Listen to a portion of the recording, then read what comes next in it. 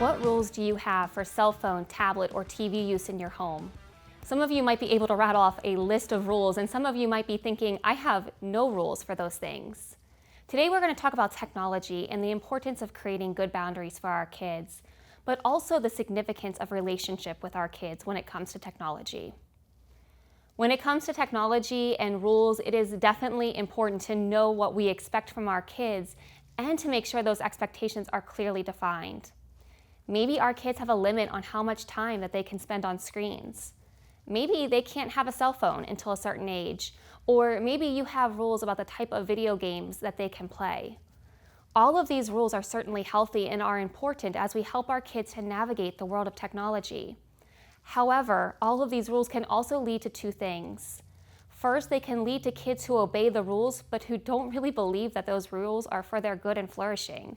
Or secondly, it could lead to kids who break the rules and who will lie and deceive in order to do what they want. What I want to suggest instead of simply heaping rules on our kids is to create rules in relationship with kids. So for instance, when it comes to screen time, talk to your kids about the studies that have been done about screen time.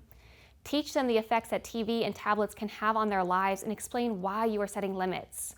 If your kids are old enough, you can even consider giving them some say in the amount of screen time that they can have. This might mean that you need to compromise on your part in order to give your child some ownership of this boundary. The more involved our kids are in learning about technology, benefits and harms, and the more they can help to set those limits for themselves, the more likely they are to follow the rules that you have set in place. So we have two choices. We can hand over devices to our kids and heap rules on them, or we can use technology as an opportunity for conversation and boundary setting as a team. The difference is in the second scenario, we have appealed to their hearts.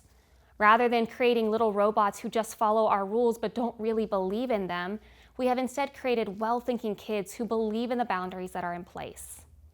The truth is, our kids will probably quickly outgrow our technological skills. We can put up firewalls, parent controls, and password-protected apps all we want, but our kids could find a way around those if they really wanted to. But when you raise a child who believes in the rules that are set because they have some ownership in them, you are more likely to have a kid who will keep healthy boundaries in place. Rules are important and boundaries are healthy and good, but rules and boundaries created in the context of relationship are better. So, I encourage you, think of a rule you have in place for technology in your home, and go and have a conversation with your kids about why that rule is in place.